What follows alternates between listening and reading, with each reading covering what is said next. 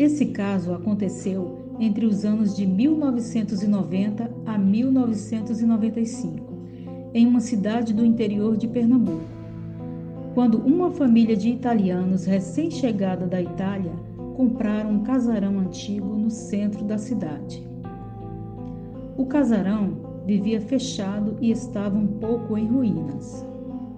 Eles reformaram toda a casa e transformaram em uma pizzaria e deram o nome de Cantina do Lorenzo. O seu Lorenzo e sua família moravam em um apartamento alugado a algumas quadras de distância da pizzaria.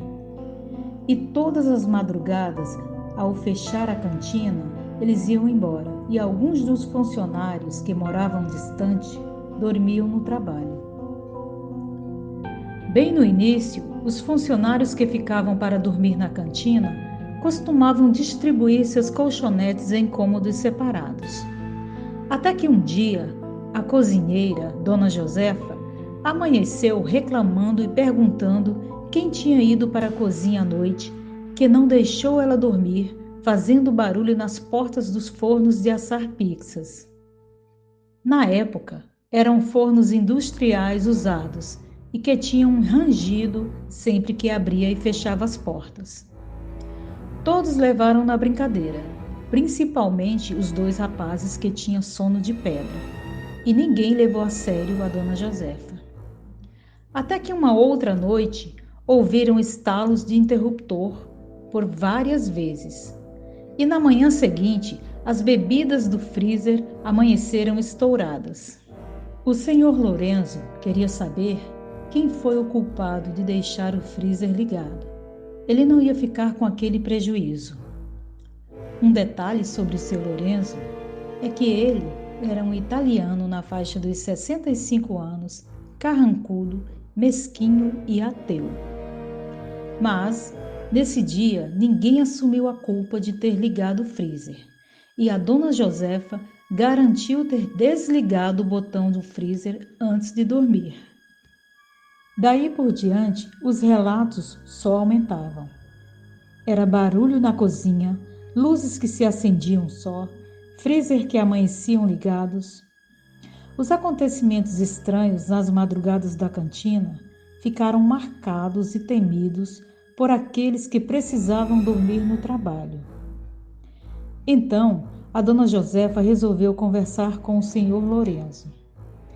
E com as palavras de uma senhora de 60 anos de idade, de vida simples, católica e temente a Deus, ela pediu para ser ouvida e levada a sério.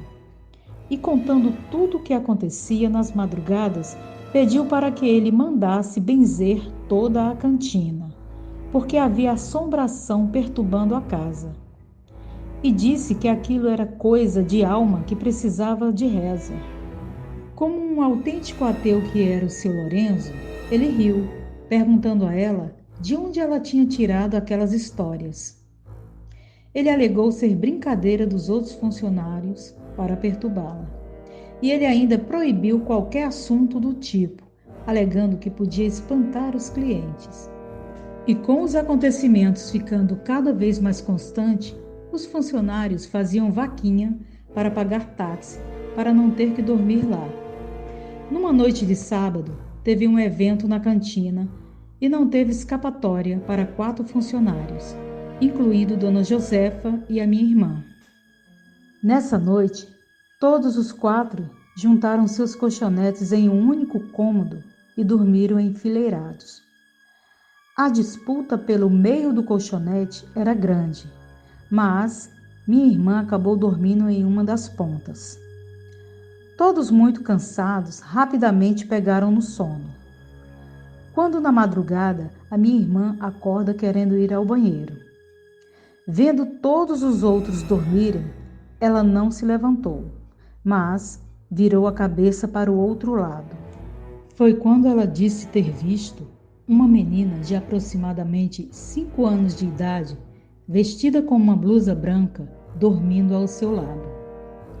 Naquela hora, ela disse que se encolheu o máximo que podia, cobrindo-se toda embaixo das cobertas.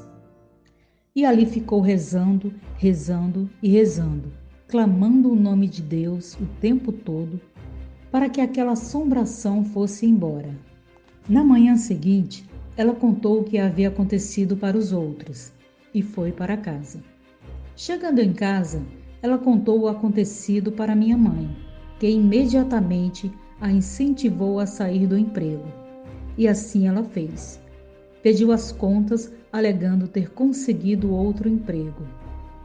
2 anos depois, aconteceu uma explosão na cozinha e o fogo se espalhou, destruindo todo o casarão. Por sorte, nesse dia não havia ninguém lá. Era um dos dias da semana em que a cantina era fechada. Quando seu Lourenço foi avisado do incêndio, que chegou até a sua cantina e viu tudo sendo tomado pela imensidão do fogo, ele infartou e morreu. A causa do incêndio, segundo a perícia, deu-se início em um vazamento de gás em um dos fornos. Os boatos da maldição do casarão logo se espalhou e foram saber mais sobre os seus antigos moradores.